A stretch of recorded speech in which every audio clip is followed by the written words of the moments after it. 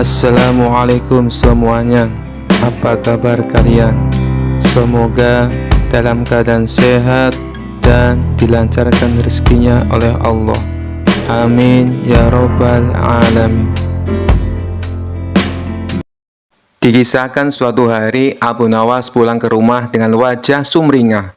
Ia baru saja menang debat dengan para cendekiawan istana tentang filsafat kehidupan. Raja Harun al-Rashid sampai memujinya dan memberinya hadiah beberapa keping emas. Saat tiba di rumah, istrinya sudah berdiri di depan pintu dengan tangan di pinggang dan wajah cemberut. "Abu Nawas, dari mana saja kau seharian?" tanyanya dengan nada tinggi. Abu Nawas tersenyum percaya diri. "Aku baru saja menang debat di istana istriku sayang." Tapi bukannya terkesan, istrinya malah menyipitkan mata. "Menang debat? Mari kita lihat, apakah kau bisa menang debat denganku?" tantangnya. Abu Nawas mulai berkeringat. Ia tahu siapa lawannya kali ini.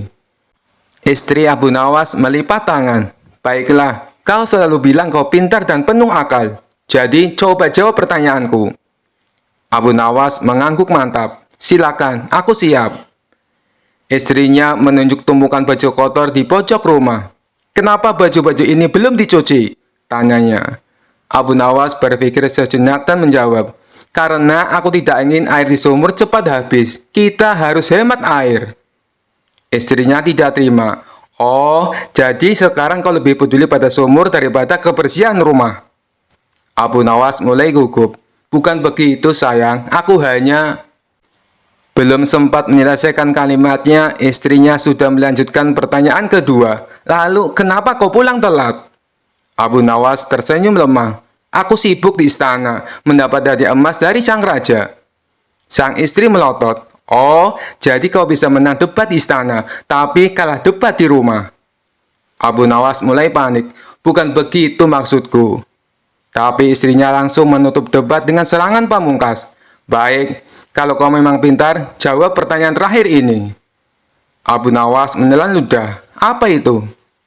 Istrinya mendekat, menatap matanya dalam-dalam, lalu bertanya dengan nada dingin, "Mana oleh-oleh untuk istrimu?" Abu Nawas langsung terdiam. Peluh dingin mulai mengalir di dahinya. Ia telah melakukan kesalahan fatal. Tadi di istana, ia begitu bangga dengan kemenangannya sampai lupa membeli sesuatu untuk istrinya. Dengan gemetar, ia membuka kantong emasnya dan berkata, "Maukah kau memilih sendiri hadiahnya, sayang?" Istrinya tersenyum puas. "Bagus, ayo kita pergi ke pasar sekarang juga." Abu Nawas hanya bisa pasrah. Dan sejak hari itu Abu Nawas menyadari satu hal penting.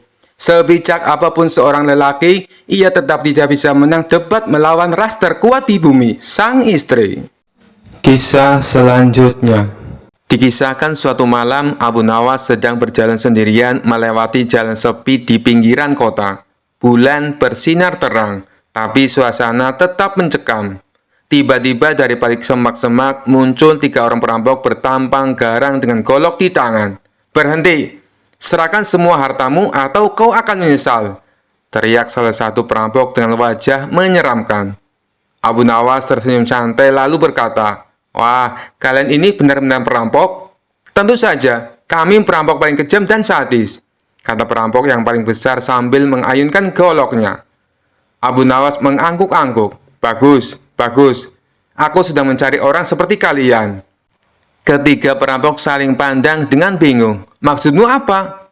Abu Nawas menepuk dadanya dan berkata, "Aku ini perampok juga. Bahkan aku lebih kejam dan sadis daripada kalian."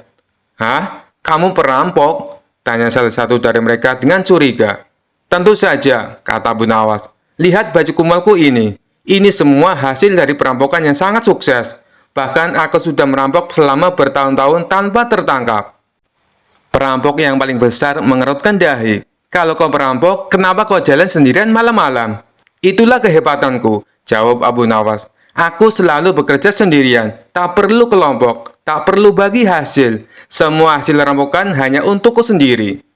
Para perampok mulai tertarik. "Kau pasti punya banyak uang kalau begitu." Abu Nawas menghela nafas dan berkata, "Sebenarnya aku baru saja pulang dari rampokan besar. Tapi saat aku lewat jalan ini, ada sekelompok perampok kejam yang lebih sadis dari kalian. Mereka merampokku habis-habisan. Ketiga perampok itu terkejut. Apa? Ada perampok yang lebih kejam dari kami di jalan ini? Iya, kata Bu Nawas dengan wajah ketakutan. Mereka bahkan lebih besar dan lebih menyeramkan dari kalian. Ada 5 orang. Golok mereka 2 kali lebih besar. Dan mereka bilang mereka sedang mencari perampok kecil yang berkeliaran seperti kita. Para perampok langsung pucat. Apa? Mereka masih di sekitar sini? Abu Nawas mengangguk cepat. Tentu, bahkan aku yakin mereka mengintai kita dari balik semak-semak sekarang. Ketiga perampok langsung panik. Waduh, kita harus pergi dari sini sebelum mereka menemukan kita. Tanpa berpikir panjang, para perampok langsung kabur secepat mungkin, meninggalkan Abu Nawas sendirian. Abu Nawas tersenyum lebar, menepuk jubahnya dan melanjutkan perjalanan sambil bersiul santai. Kadang perampok terbesar bukannya memegang golok, tapi yang punya akal paling licik, kata Abu Nawas sambil tertawa kecil. Kisah selanjutnya. Dikisahkan suatu hari ada seorang filsuf dari negeri seberang yang datang ke kerajaan. Ia terkenal sebagai orang yang suka berdebat tentang hukum-hukum agama dan mencoba mencari celah dalam setiap aturan. Di hadapan raja dan para menteri, filsuf itu berkata, "Aku tidak mengerti mengapa alkohol diharamkan dalam Islam, padahal sedikit alkohol tidak akan membahayakan siapapun."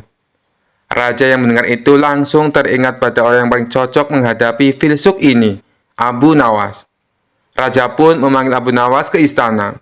"Abu Nawas, orang ini mempertanyakan kenapa alkohol diharamkan. Aku ingin kau menjawabnya dengan cara yang tidak bisa dibantah." Abu Nawas tersenyum. "Tentu Baginda, aku akan menjawab dengan cara yang sangat sederhana." Abu Nawas menatap filsuf itu dan berkata, "Tuan, menurut Anda, apakah setetes alkohol akan membuat seseorang mabuk?" Filsuf itu tertawa kecil. "Tentu tidak. Setetes alkohol tidak akan membuat siapapun mabuk." "Baiklah," kata Abu Nawas. "Kalau begitu, bolehkah saya menampar Anda sedikit?" Filsuf terkejut. "Apa maksudmu?" "Saya hanya ingin menampar Anda sedikit. Bukan tamparan keras, hanya sentuhan ringan. Lagi pula, sedikit tamparan tidak akan menyakiti siapapun, bukan?" Filsuf mulai gelisah. "Tentu saja tidak boleh. Tamparan tetaplah tamparan. Sekecil apapun, itu menyakitkan dan tidak sopan." Abu Nawas tersenyum lebar. "Nah, begitulah dengan alkohol. Sedikit atau banyak tetap memiliki efek buruk. Jika kau mengizinkan sedikit, lama-lama kau akan terbiasa dan akhirnya mengambil lebih banyak hingga mabuk." Raja dan para menteri tertawa mendengar jawaban Abu Nawas. Filsuf itu masih belum menyerah. Tapi tetap saja, jika seseorang minum sedikit saja dan tetap sadar, di mana salahnya? Abu Nawas berpikir sebentar, lalu berkata, "Baik, aku akan menjawab dengan contoh lain. Katakanlah, seseorang memasukkan setetes kotoran ke dalam secangkir kopimu. Apakah kau masih mau meminumnya?" Filsuf itu langsung merasa jijik. "Tentu saja tidak, sekalipun itu hanya setetes, tetap menjijikan." Abu Nawas mengangguk. "Nah, begitu pula dengan alkohol. Walaupun hanya sedikit, itu tetap merusak. Islam mengajarkan kita untuk menjauhi sesuatu yang buruk sepenuhnya, bukan hanya menghindari yang berlebihan." Filsuf terdiam. Ia mencoba mencari celah dalam logika Abu Nawas, tapi tidak menemukan apapun untuk dibantah. Akhirnya ia mengangguk dan berkata, "Baiklah, aku mengerti sekarang. Penjelasanmu sungguh masuk akal." Raja pun tertawa puas. "Abu Nawas, seperti biasa, kau telah memenangkan debat ini. Hadiah besar menantimu." Abu Nawas hanya tersenyum, sementara filsuf itu pergi dengan wajah tertunduk, kalah telak dalam berdebat. Kisah selanjutnya. Dikisahkan suatu hari Abu Nawas sedang bersantai di depan rumahnya sambil menikmati secangkir teh. Tiba-tiba seseorang tetangganya, Pak Jalal, datang dengan wajah merah padam dan tangan di pinggang. "Abu Nawas, kau telah menghancurkan kehormatanku," teriak Pak Jalal. Abu Nawas kaget, hampir tersedak tehnya. "Astagfirullah, apa maksudmu Pak Jalal?" Pak Jalal menunjuk Abu Nawas dengan penuh emosi. Kau telah berselingkuh dengan istriku. Aku punya buktinya. Orang-orang mulai berkumpul penasaran dengan keributan itu. Abu Nawas menggaruk kepala dan berkata, "Tunggu dulu, aku bahkan tidak pernah masuk ke rumahmu. Dari mana kau dapat tuduhan aneh ini?" Pak Jalal mengeluarkan selembar surat dan membacanya dengan lantang. "Kekasihku, aku selalu memikirkanmu. Aku ingin segera bertemu dan menghabiskan waktu bersamamu. Aku cinta padamu selamanya." Orang-orang mulai berbisik-bisik. Sementara itu, Abu Nawas menatap surat itu dengan bingung. "Tapi Pak Jalal, ini kan tidak ada namaku." Pak Jalal menjawab dengan penuh percaya diri. "Memang tidak ada namamu, tapi surat ini ditemukan di halaman rumahku. Jadi pasti ini darimu." Abu Nawas berpikir sejenak, lalu tersenyum. "Baiklah, kalau begitu, mari kita buktikan kebenarannya." Ia lalu bertanya kepada Pak Jalal, "Siapa yang pertama kali menemukan surat ini?" Pak Jalal menjawab, "Aku sendiri." Abu Nawas mengangguk. "Lalu, di mana tepatnya surat ini ditemukan?" Pak Jalal menjawab, "Di halaman rumahku, tepat di depan pintu." Abu Nawas tersenyum semakin lebar. "Wah, kalau begitu, surat ini pasti dari orang yang rumahnya paling dekat dengan halamanmu." Pak Jalal terkejut. "Maksudmu?" Abu Nawas menjelaskan dengan santai. "Begini Pak Jalal, angin bisa membawa surat ini kemana saja. Jika surat ini ditemukan di halaman rumahmu, bukankah kemungkinan besar yang menulisnya adalah istrimu sendiri?" Semua orang langsung terdiam. Pak Jalal melongo. Istrinya yang sejak tadi bersembunyi di balik pintu langsung berteriak, "Astagfirullah, itu surat yang kutulis untukmu suamiku. Aku sengaja meletakkannya di meja. Mungkin terbang tertiup angin." Pak Jalal langsung pucat. Semua orang yang menyaksikan kejadian itu tertawa terbahak-bahak.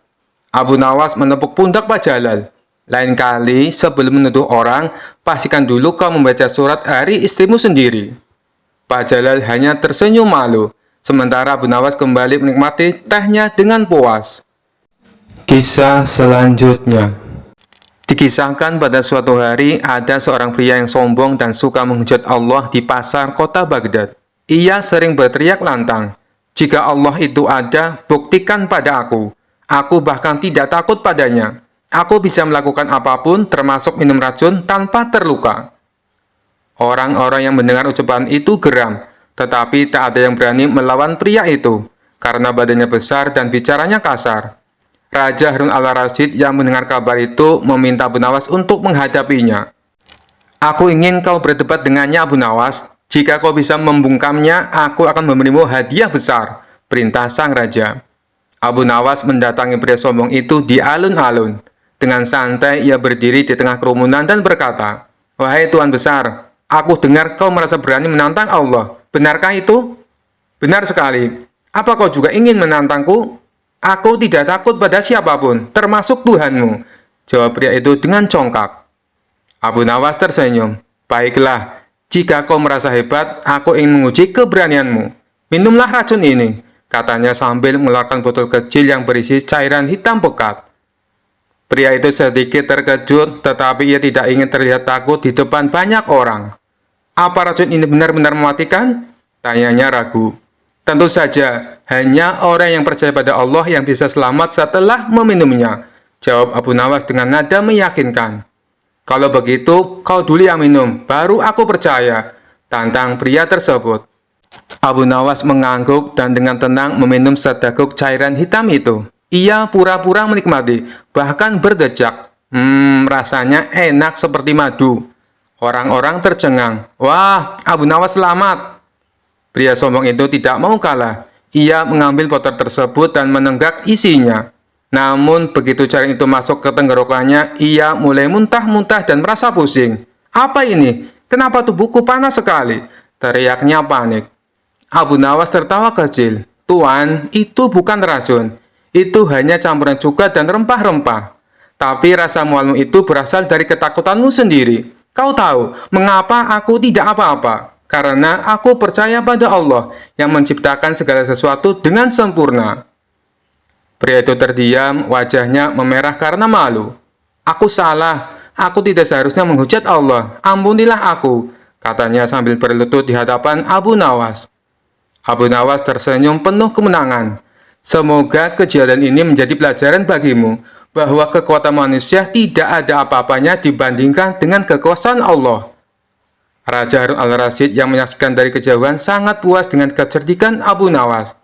Ia pun memberikan hadiah besar sementara pria sombong itu pergi dari alun-alun dengan kepala tertunduk menjadi bahan tertawaan banyak orang. Kisah selanjutnya.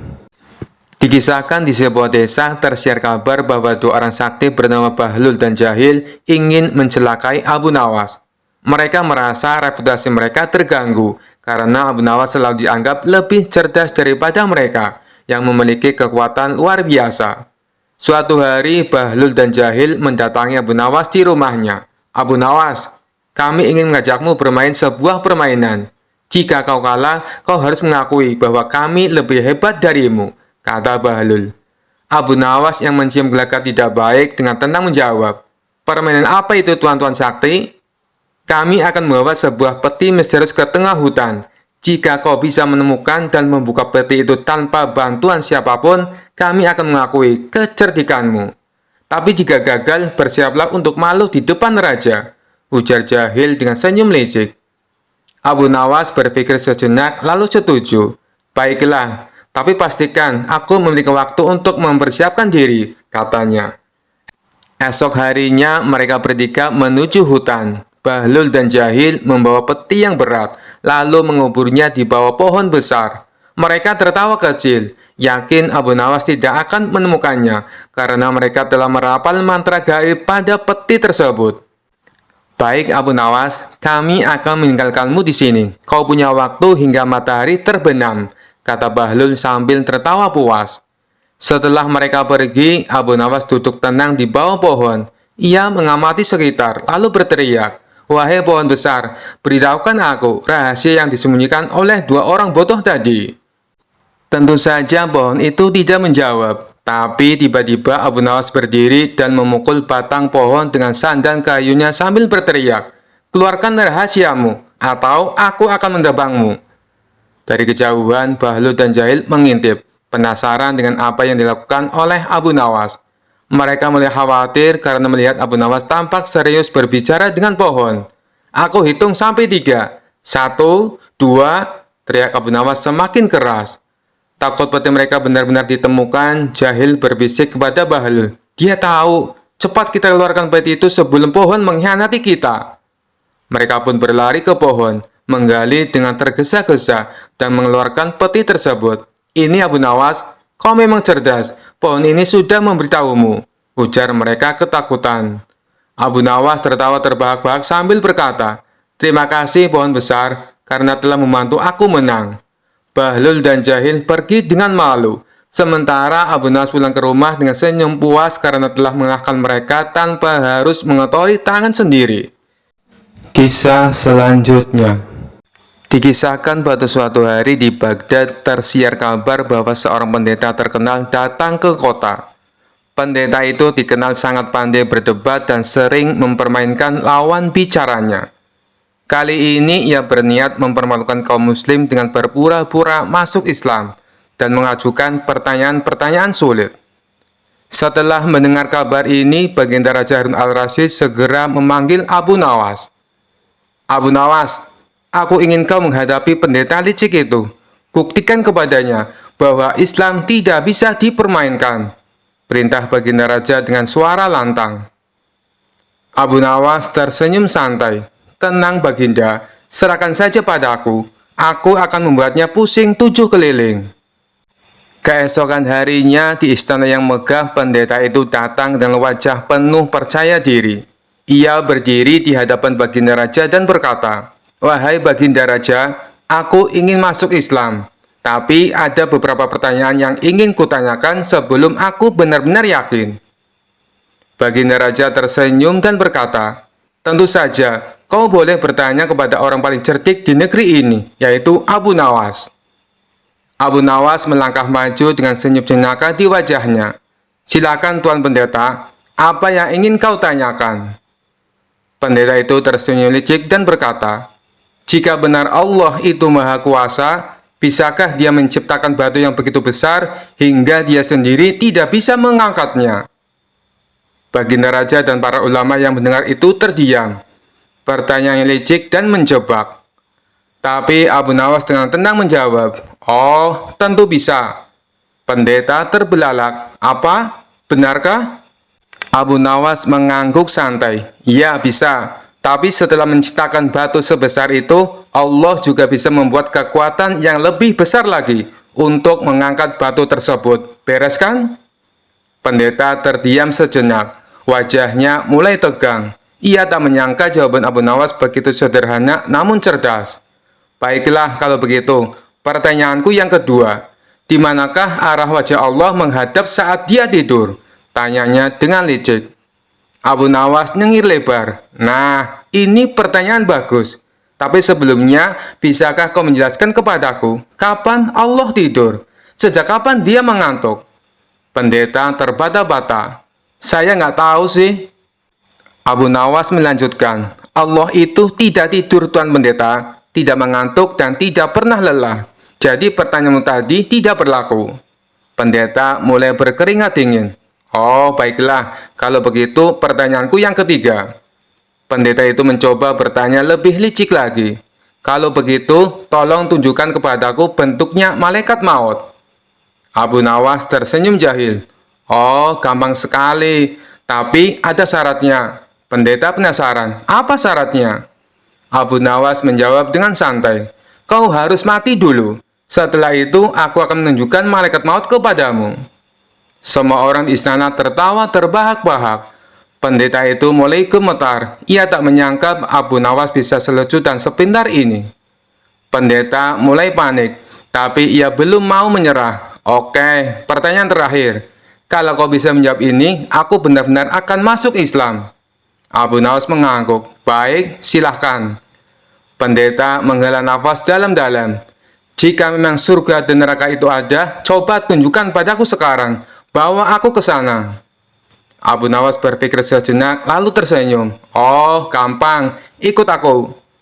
Abu Nawas membawa pendeta itu ke dapur istana. Di sana, para juru masak sedang memasak makanan yang sangat enak, aroma daging panggang dan rempah-rempah memenuhi udara. Abu Nawas berkata, "Ini adalah surga, tempat yang penuh dengan kenikmatan dan kelezatan." Pendeta mengangguk-angguk. "Wah, lezat sekali baunya." Abu Nawas kemudian membawa pendeta ke ruangan penyimpanan kayu bakar. Ruangan itu gelap, panas, dan penuh asap. "Nah, ini neraka. Panas, pengap, dan bikin sesak napas." Pendeta mulai protes. "Tunggu, ini cuma dapur dan gudang. Kau menipuku?" Abu Nawas terkekeh-kekeh. "Bukankah kau sendiri yang bilang ingin melihat surga dan neraka sekarang? Surga dan neraka yang sesungguhnya baru bisa kau lihat setelah mati. Berani mati sekarang?" Pendeta mundur sambil menggeleng keras. "Tidak, aku belum siap mati." Abu Nawas mengangkat bahu. "Ya sudah, kau belum siap mati. Jangan tanya yang aneh-aneh." Merasa kalah telak, pendeta itu akhirnya mengakui kekalahannya. Ia pun berlutut di hadapan Baginda Raja. "Ampun Baginda, aku memang pura-pura masuk Islam hanya untuk mempermainkanmu. Tapi ternyata Abu Nawas lebih licik dariku. Aku menyerah." Baginda Raja tertawa terbahak-bahak sambil berkata, "Dasar Abu Nawas, kau memang jenius. Kau sudah mengalahkan pendeta licik ini tanpa harus marah." Abu Nawas menggaruk kepalanya sambil nyengir. "Namanya juga usaha, Baginda." Pendeta itu pun akhirnya diusir dari istana dengan wajah merah padam karena malu. Dan sejak itu tak ada lagi yang berani mempermainkan Abu Nawas dengan pertanyaan-pertanyaan yang licik. Karena mereka tahu akal licik mereka tak ada apa-apanya dibandingkan dengan kecerdikan Abu Nawas. Kisah selanjutnya. Dikisahkan suatu pagi yang cerah, raja tiba-tiba ingin menguji kecerdikan Abu Nawas lagi. Dengan wajah penuh percaya diri, raja memanggil Abu Nawas ke istana. "Abu Nawas, aku ingin melihat sejauh mana kepintaranmu. Aku punya satu tugas untukmu," kata raja sambil tersenyum licik. "Apapun perintah Baginda, hamba siap menjalankannya," jawab Abu Nawas dengan tenang. Raja lalu berkata, "Aku ingin kau menghitung jumlah bintang di langit dan melaporkannya besok pagi." Para menteri yang mendengar perintah itu langsung tertawa kecil. Mereka yakin Abu Nawas akan kebingungan kali ini. Namun Abu Nawas hanya tersenyum dan mengangguk. "Baik Baginda, Besok pagi hamba akan datang dengan jawabannya. Malam itu bukannya menghitung bintang, Abu Nawas justru tidur nyenyak. Keesokan paginya, ia datang ke istana dengan membawa sebuah karung besar. Raja menyambutnya dengan penasaran. "Jadi, berapa jumlah bintang di langit, Abu Nawas?" tanyanya. Abu Nawas dengan santai menjawab, "Baginda, jumlahnya ada di dalam karung ini." Raja terkejut, "Apa maksudmu?" Abu Nawas membuka karung itu, dan ternyata isinya adalah segenggam pasir. "Setiap butir pasir ini mewakili satu bintang di langit, Baginda. Silakan hitung sendiri kalau tidak percaya," kata Abu Nawas dengan wajah polos. Raja melongo, para menteri menahan tawa. "Abu Nawas, kau mengerjaiku," seru Raja, lalu memijat keningnya yang mulai pusing. "Tidak, Baginda," jawab Abu Nawas. "Hamba hanya mengikuti perintah. Hamba diminta menghitung bintang, dan inilah hasilnya." Raja pun tertawa terbahak-bahak. "Kau memang selalu punya cara mengakaliku, Abu Nawas." Seisi istana ikut tertawa, sementara Raja hanya bisa menggeleng-gelengkan kepala. Lagi-lagi ia kena tipu oleh kecerdikan Abu Nawas. Kisah selanjutnya. Dikisahkan Abu Nawas mempunyai seekor burung nuri yang cantik. Tiap pagi dan sore, Abu Nawas rajin memandikan burungnya. Pada suatu ketika, Baginda Raja Harun al-Rasyid bertandang ke rumah Abu Nawas. Kedatangan paduka raja yang tiba-tiba itu membuat Abu Nawas kaget. Pasalnya di rumah Abu Nawas tidak tersedia makanan untuk menjamu sang raja. "Tidak usah repot-repot, Abu Nawas. Saya hanya mampir sebentar. Bagaimana kabarmu? Lama sekali kamu tidak ke istana," ucap sang raja. "Alhamdulillah, keadaan saya baik-baik saja, Paduka," balas Abu Nawas. Paduka raja mengamati sekeliling rumah Abu Nawas. Saat matanya tertuju ke pojokan rumah, Paduka raja melihat seekor burung nuri di dalam sangkar. "Kamu sekarang memelihara burung, wahai Abu Nawas?" tanya sang raja. "Betul sekali, Paduka yang mulia," jawab Abu Nawas. Sang raja kembali berkata, "Burung kamu bagus, bulunya juga indah. Saya suka sekali melihatnya. Kalau kamu berniat menjualnya, jangan dia tawarkan kepada orang lain. Tawarkan saja kepadaku. Berapapun harganya, pasti aku akan membayarnya." Abu Nawas tidak menjawab, ia hanya menganggukkan kepalanya. Tapi dalam hati Abu Nawas berkata, "Mana mungkin aku menjual burung yang tidak berharga ini kepada Baginda Raja." Keesokan paginya, Abu Nawas datang ke istana. Dia datang dengan membawa burung nuri yang diinginkan Baginda Raja. Abu Nawas tidak ingin menjualnya. Dia ingin memberikan cuma-cuma kepada Baginda Raja. Tapi di pintu gerbang istana, dua orang pengawal menahannya. Mereka berdua adalah kepercayaan menteri istana yang dengki kepada Abu Nawas. "Ada keperluan apa kamu datang kemari?" tanya pengawal. Abu Nawas menjawab, "Tempo hari paduka raja datang ke rumah saya dan menyukai burung saya. Oleh sebab itu, saya ingin memberikan burung ini kepada paduka raja." Salah seorang pengawal berkata, "Tinggalkan saja burung jelek itu di sini. Biar aku yang menyerahkan kepada paduka raja." Abu Nawas pun menurut. Dalam situasi seperti ini, ia tidak mungkin melawan. Tapi suatu saat mereka pasti akan mendapatkan balasannya. Kedua pengawal itu lalu menukar burung Abu Nawas dengan burung gereja. Setelah itu diserahkan kepada paduka raja. "Paduka yang mulia, ini ada titipan burung dari Abu Nawas," ucap pengawal. "Kurang ajar Abu Nawas," kata sang raja dengan nada penuh emosi. Sang raja merasa terhina dengan perbuatan Abu Nawas. Burung nuri yang diharapkannya, tapi burung gereja yang dikirimkan. Sang menteri yang dengki dengan Abu Nawas tersenyum puas melihat kinerja anak buahnya. "Kali ini engkau pasti akan kena hukuman, wahai Abu Nawas," ujarnya dalam hati. Tanpa menunggu waktu, saat itu juga Baginda Raja mendatangi Abu Nawas.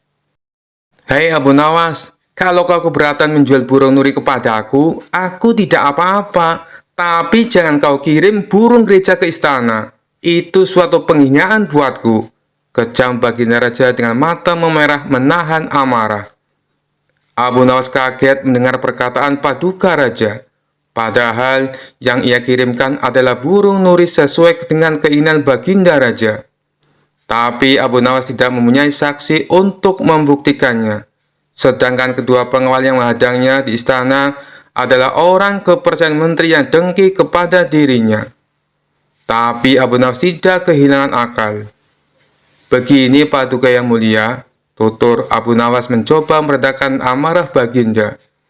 Di istana paduka telah kemasukan 2 orang penyihir. Baginda raja bertanya heran. Penyihir? Yang mana wahai Abu Nawas? Siapa mereka? Abu Nawas pun menjawab, 2 orang penjaga pintu istana, itulah penyihirnya. Mereka telah menyihir burung nuri menjadi burung gereja. Kalau paduka tidak percaya, tunggulah besok di istana. Paduka akan menyaksikan sendiri betapa hebatnya sihir mereka. Saya masih punya burung satu lagi untuk paduka. Sang raja bertanya, burung apa itu? Burung pipit paduka yang mulia, balas Abu Nawas. Burung pipit? Kamu sendiri kan tahu, saya tidak suka dengan burung pipit, bentak sang raja. Sabar dulu paduka yang mulia. Besok pagi saya akan ke istana membawa burung pipit. Nanti bisa disihir menjadi burung nuri oleh kedua pengawal yang menjaga pintu istana. Pagi-pagi sekali Abu Nawas sudah tiba di istana. Dia membawa burung pipit. Di depan gerbang, lagi-lagi Abu Nawas dicegat oleh kedua pengawal. Ada perlu apa lagi kau ke sini? Hardik si pengawal. Sudah kubilang, paduka raja sedang tidak menerima tamu. Abu Nawas pun menjawab, maaf, kemarin aku keliru. Aku sebenarnya ingin memberikan burung pipit ini kepada paduka, tapi aku keliru mengambilnya. Paduka pasti marah-marah mendapat kiriman burung nuri tersebut. Semua orang tahu baginda raja sangat benci dengan burung nuri.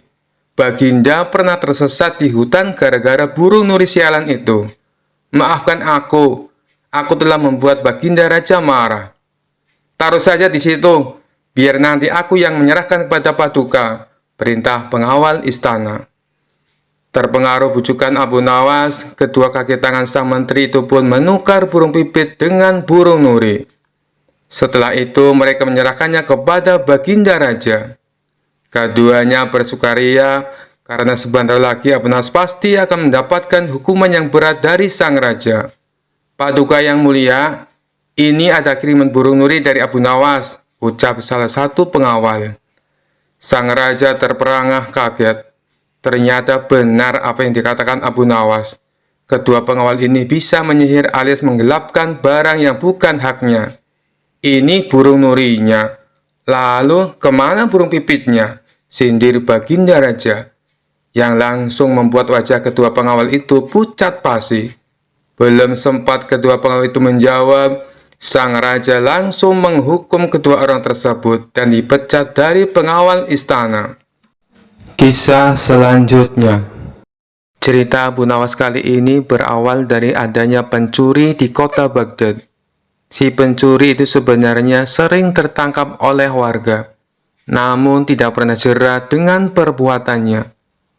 Suatu hari ia mencuri di rumah salah seorang saudagar kaya raya.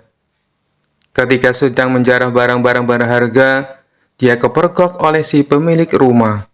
Saudagar kaya tersebut langsung berteriak minta tolong. Ada pencuri, ada pencuri, teriak saudagar kaya tersebut. Mendengar teriakan, para warga langsung berlari menuju rumah saudagar kaya itu. Mereka lalu mengepung si pencuri agar tidak bisa untuk melarikan diri. Tapi anehnya si pencuri tampak terlihat tenang. Dia sama sekali tidak ada niat untuk kabur. Justru ia menghampiri warga yang mengepungnya. Tentu saja warga langsung membekuknya. Bahkan ada beberapa orang yang hendak memukulinya. Dan ada juga yang ingin melemparinya dengan batu. Di saat itulah datang menteri istana untuk mengamankan si pencuri. Kalian tidak boleh main hakim sendiri. Jangan sampai ada yang memukuli si pencuri, apalagi melempari dia dengan batu, teriak Tuan Menteri kepada para warga. Tapi dia sudah seringkali mencuri, Tuan Menteri. Kami sangat geram dengan ulahnya. Biarkan kami memukulinya supaya jera, sahut salah seorang warga. Kita lempari batu saja ke kepalanya, biar tidak meresahkan warga, timpal warga yang lain. Melihat emosi warga yang mulai tak terbendung, Tuan Menteri lalu berkata, "Kalau ada yang berani menyakiti si pencuri ini, aku tidak segan-segan menghukum kalian. Kalian boleh memukul atau melempar batu ke pencuri ini, tapi ada syaratnya." "Apa itu syaratnya? Kami sudah tidak sabar ingin menghukumnya." Para warga penasaran. "Syaratnya adalah siapa yang tidak pernah memiliki kesalahan boleh memukul atau melempari batu ke pencuri ini," jelas Tuan Menteri menjelaskan dengan persyaratan tersebut. Para warga hanya terdiam, sebab mana mungkin ada manusia yang tidak pernah punya salah. Bahkan anak kecil pun pernah melakukan kesalahan. Akhirnya para warga membubarkan diri. Sementara si pencuri dibawa oleh Tuan Menteri dengan dalih akan diproses di pengadilan. Tapi kenyataannya, di tengah jalan si pencuri malah dibebaskan dan disuruh untuk pulang. Usut punya usut, ternyata si pencuri adalah sahabat karib Tuan Menteri. Beberapa hari kemudian, si pencuri kembali beraksi, dan setiap kali tertangkap warga, Tuan Menteri selalu datang untuk menolong. Begitulah seterusnya, hingga suatu ketika si pencuri menyatroni rumah Abu Nawas. Kebetulan saat itu Abu Nawas baru saja mendapat hadiah emas dari Baginda Raja. Ketika si pencuri masuk ke rumah dan hendak mengambil emas tersebut, Abu Nawas keburu memergokinya. "Hai pencuri kurang ajar," ucap Abu Nawas. Bukannya kabur, si pencuri malah dengan tenang berjalan keluar meninggalkan Abu Nawas. Hal ini membuat Abu Nawas bertambah emosi. Abu Nawas lantas langsung memukul dan membekuknya. Si pencuri pun berteriak kesakitan. Mendengar ada kegaduhan di rumah Abu Nawas, warga pun segera berdatangan. "Ada apa, Abu Nawas?" tanya salah satu warga. "Orang ini hendak mencuri di rumahku," jawab Abu Nawas. "Lagi-lagi dia, seakan tidak ada kapoknya," ucap salah satu warga. "Tidak lama lagi pasti akan dibebaskan oleh Tuan Menteri," ujar warga yang lain. "Kita hukum saja ramai-ramai sebelum Tuan Menteri datang," sahut warga yang lain. Tapi sayangnya niat tersebut tidak terlaksana, sebab Tuan Menteri dan para pengawal segera mendatangi rumah Abu Nawas. Tuan Menteri lalu mengamankan si pencuri dengan melepaskannya dari tangan warga. Si pencuri kini berdiri di samping Tuan Menteri. "Sudah saya peringatkan berkali-kali, kalian tidak boleh main hakim sendiri. Kalau ada yang berani menyakitinya, aku tidak segan-segan menghukum kalian," ancam Tuan Menteri kepada para warga. Tapi bagi siapa saja yang tidak pernah memiliki kesalahan selama hidupnya, boleh memukul atau melempar batu si pencuri ini. "Ayo silakan, bila kalian merasa sok suci," bentak Tuan Menteri. Mendengar itu, para warga pun terdiam seketika. Tapi tidak bagi Abu Nawas. Diam-diam ia mengambil 2 batu besar, lalu dilemparkan ke arah langit secara bersamaan. Saat 2 batu tersebut kembali turun ke bawah, masing-masing mengenai kepala si pencuri dan Tuan Menteri. Sontak si pencuri langsung pingsan jatuh tersungkur, dan kepalanya keluar darah bercucuran. Begitu juga dengan Tuan Menteri. Meskipun tidak pingsan, dia mengalami sakit yang luar biasa, dan dari kepalanya keluar darah bercucuran yang cukup banyak. "Kurang ajar, siapa yang berani berbuat lancang melempar batu?" teriak Tuan Menteri penuh emosi. Dikarenakan takut menjadi sasaran amukan Tuan Menteri, orang-orang di sana lalu menunjuk bahwa Abu Nawaslah sang pelakunya. "Kurang ajar kau Abu Nawas, kau akan mendapat hukuman berat," bentak Tuan Menteri. "Salahku di mana? Kenapa tiba-tiba aku dihukum?" tanya Abu Nawas pura-pura. Kamu telah berani melempari kepalaku dengan batu, jawab Tuan Menteri. Oh, itu. Bukankah tadi Tuan Menteri mengatakan sendiri, siapa saja yang tidak pernah bersalah selama hidupnya boleh melempari si pencuri dengan batu, balas Abu Nawas. Jadi kau merasa kalau kamu tidak pernah berbuat salah? Jangan sok suci kamu, Abu Nawas, hardik Tuan Menteri. Justru itu, karena aku orang yang pernah berbuat salah, makanya aku minta bantuan malaikat langit. Aku berikan dia 2 batu dengan cara melemparnya ke atas. Ketika malaikat langit mengembalikan batu itu ke bawah, ternyata yang kena bukan hanya pencuri, tapi Tuan Menteri juga ikut kena. Mungkin malaikat langit lebih tahu bila selama ini Tuan Menteri bersekongkol dengan si pencuri, kata Abu Nawas. Mendengar itu, Tuan Menteri tidak bisa berkata apa-apa, tapi memendam amarah kepada Abu Nawas. Tuan Menteri ingin menghukumnya saat itu juga, karena perkataan yang diucapkan Abu Nawas hanya dibuat-buat.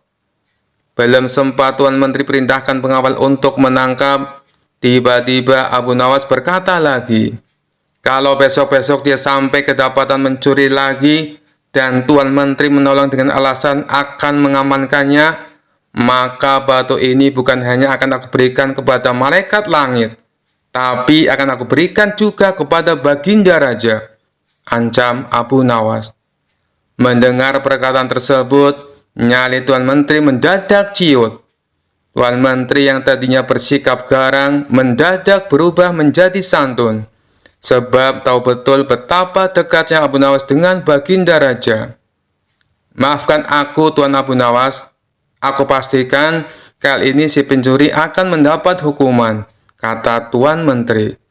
Sejak saat itulah, akhirnya si pencuri menjadi jera dan tidak mengulangi perbuatannya, karena Tuan Menteri sudah tidak berani melindunginya.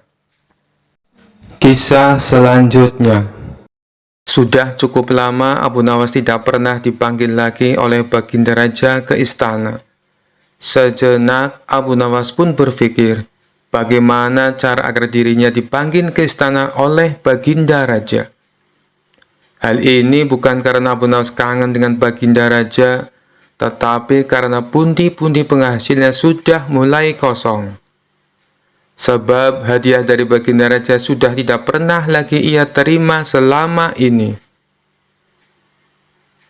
Kondisi rumah tangga yang demikian tentu tidak boleh dibiarkan begitu saja, pikir Abu Nawas.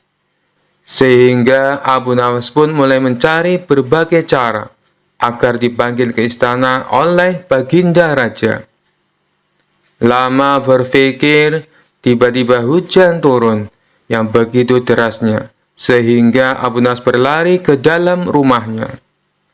Dalam keadaan yang basah kuyup, Abu Nawas berpikir, bukankah hujan adalah rahmat?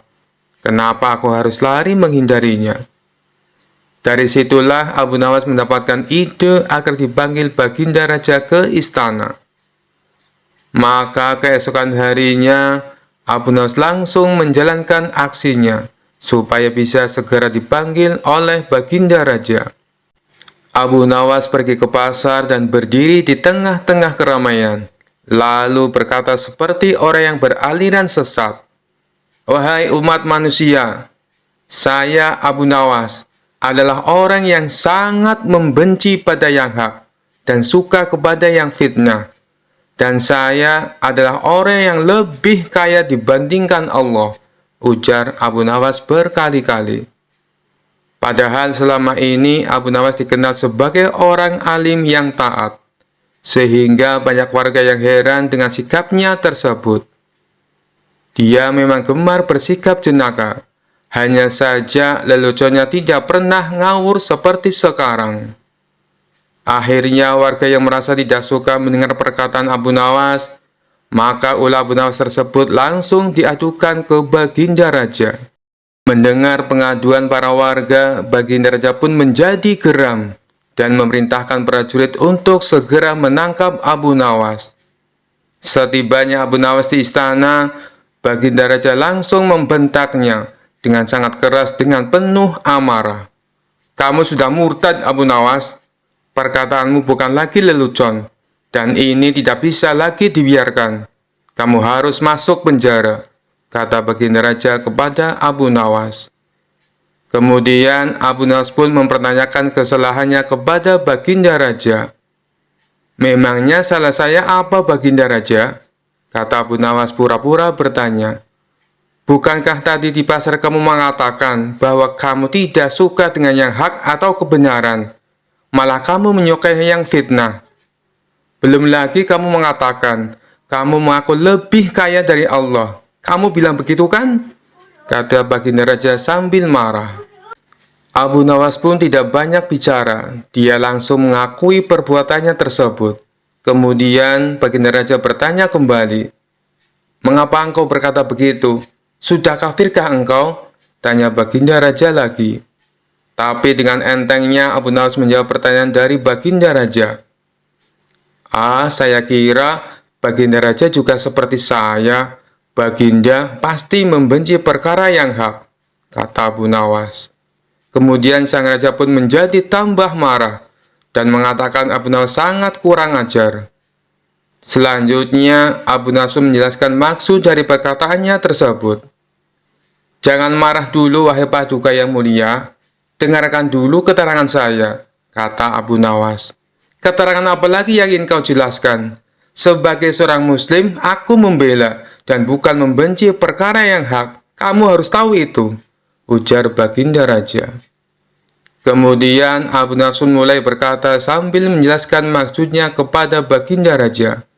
Begini, Paduka yang mulia, setiap ada orang yang membacakan talqin, saya selalu mendengar bahwa mati itu hak dan neraka itu hak. Nah, siapakah orangnya yang tidak membenci mati dan neraka yang hak itu? Tidakkah Baginda juga membencinya seperti aku? Kata Abu Nawas. Akhirnya Baginda Raja pun langsung terdiam ketika mendengar penjelasan itu dari Abu Nawas sembari berkata seperti ini. Tapi bagaimana dengan pernyataanmu yang menyukai fitnah? Tanya Baginda lagi ingin tahu. Kemudian Abu Nawas kembali menjawab dengan jawaban yang membuat Baginda Raja terkejut. Bukan hanya saya saja, Baginda, tapi Baginda pasti juga menyukai fitnah, kata Abu Nawas. Baginda barangkali lupa bahwa di dalam Al-Quran disebutkan, harta benda dan anak-anak kita adalah fitnah. Padahal Baginda juga menyenangi harta dan anak-anak, seperti halnya saya. Benar begitu, Paduka yang mulia? Lanjut Abu Nawas. Baginda Raja pun hanya membenarkan perkataan Abu Nawas dan mengangguk-anggukkan kepalanya lagi. Kemudian Baginda Raja bertanya kembali kepada Abu Nawas.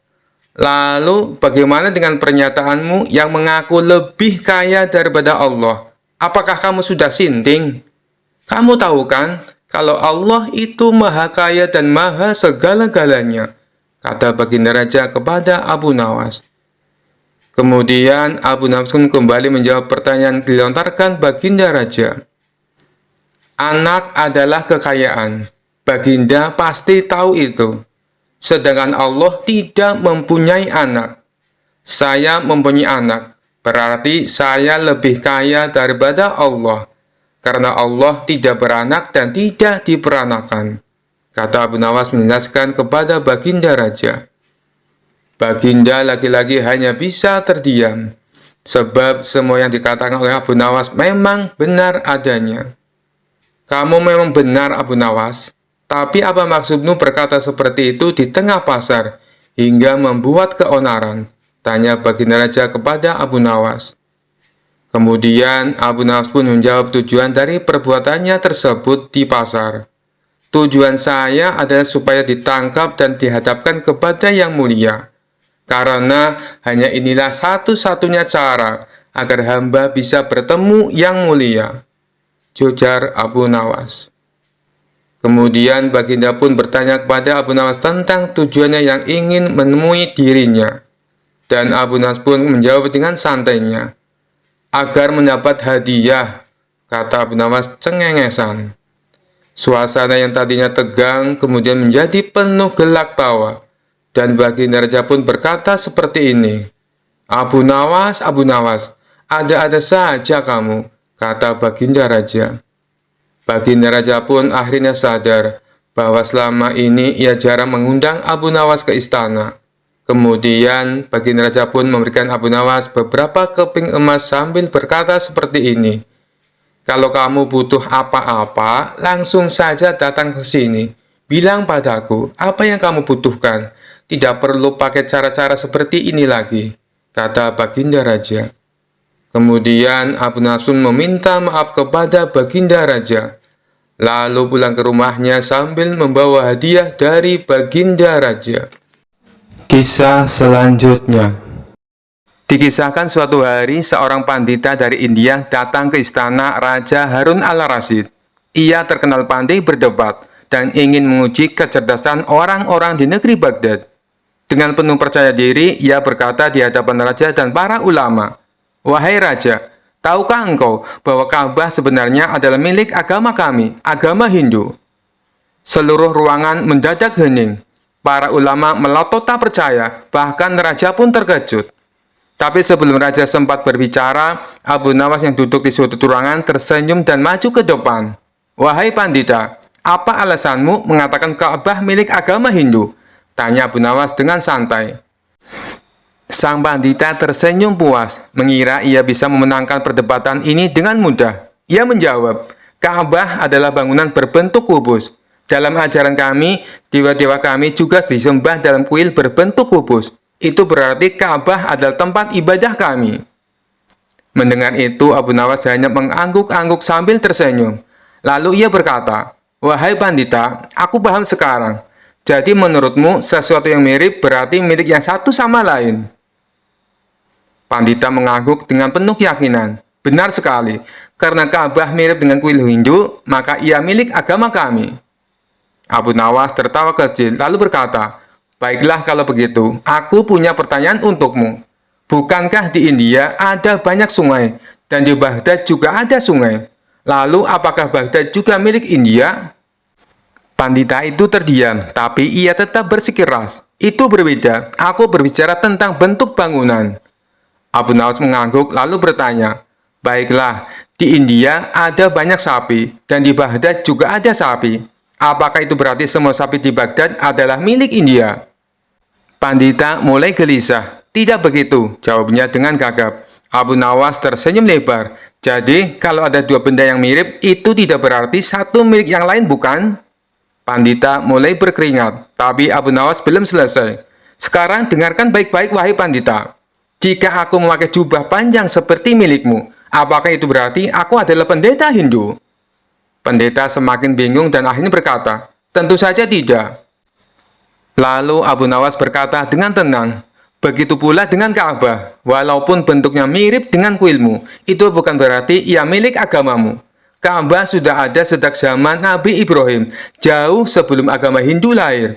Itu adalah rumah ibadah bagi umat Islam, bukan milik siapapun selain Allah."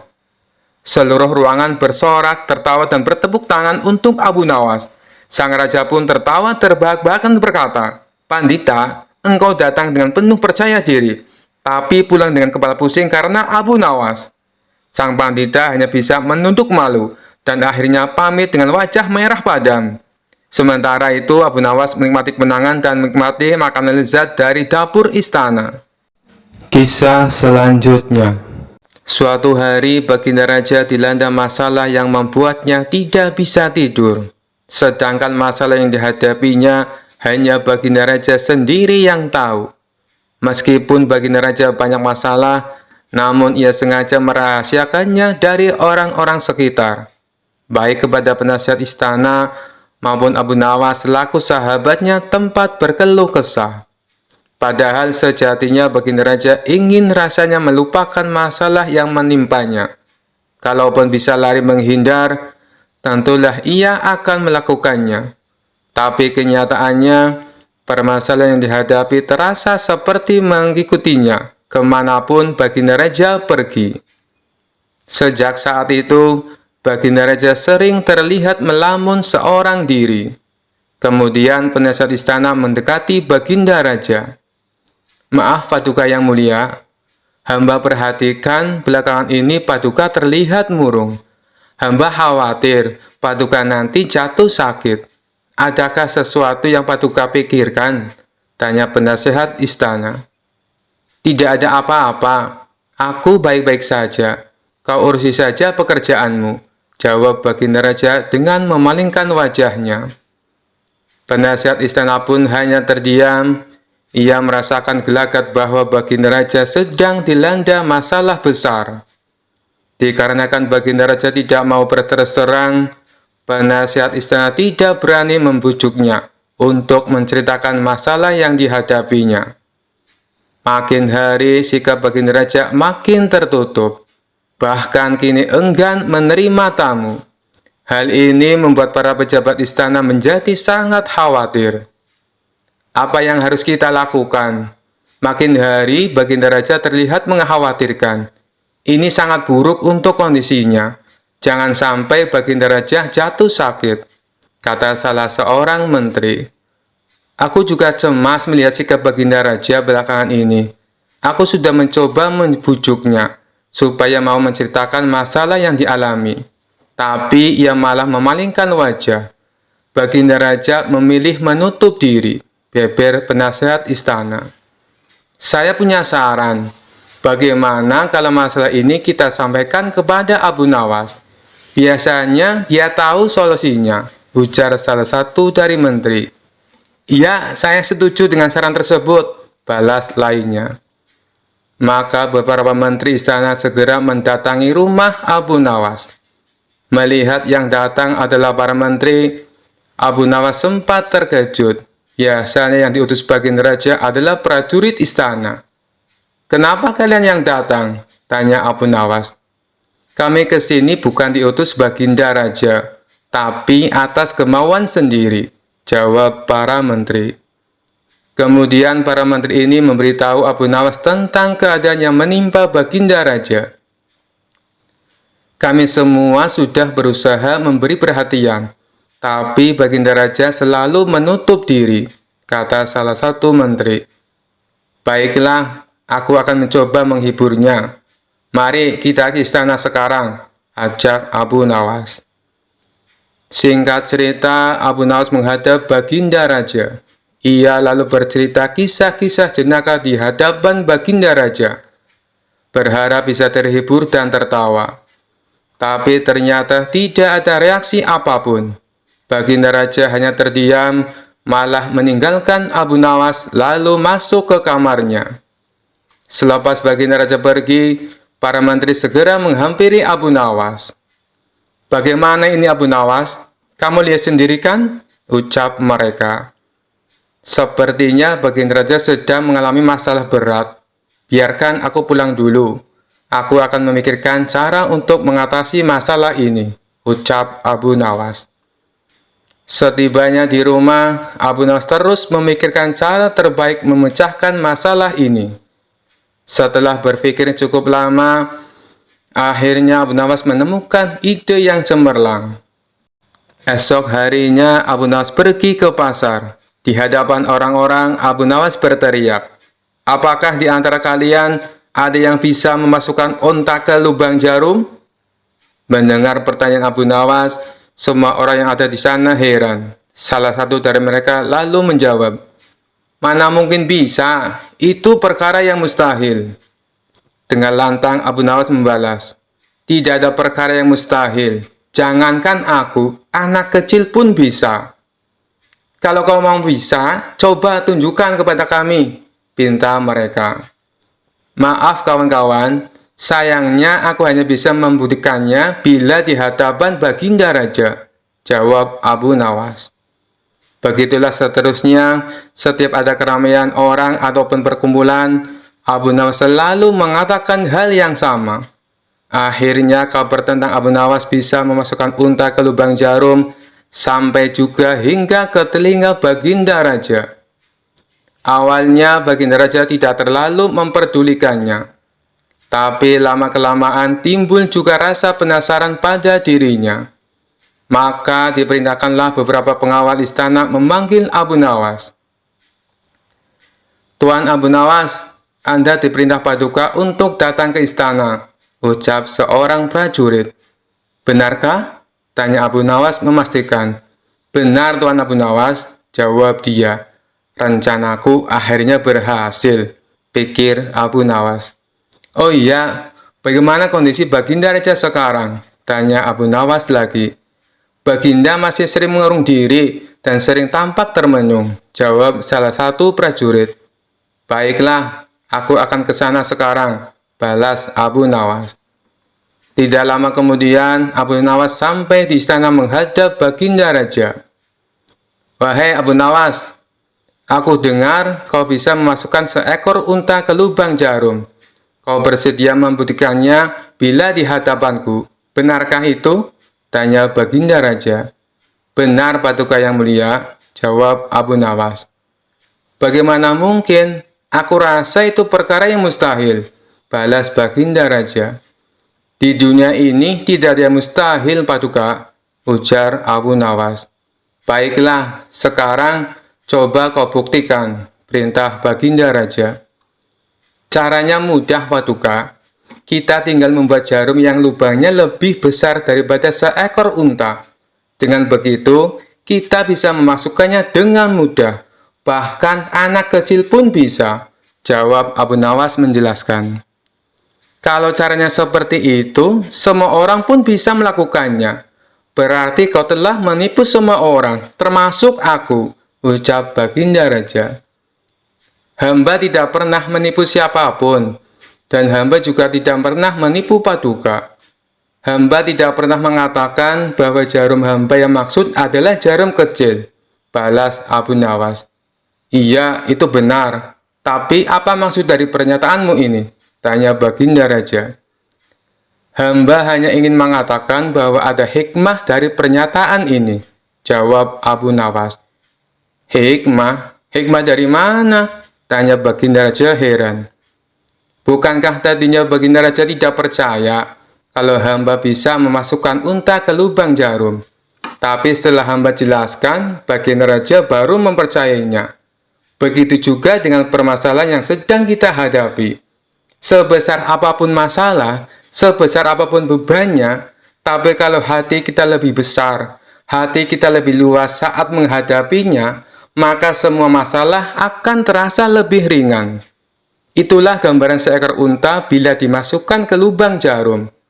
Sepintas saat kita menghadapinya pasti itu mustahil dilakukan. Tapi bila hati kita luas dan besar, maka pikiran kita juga akan mengikuti. Dan pada akhirnya masalah yang kita anggap mustahil bisa diatasi menjadi mudah dan ringan untuk dijalani.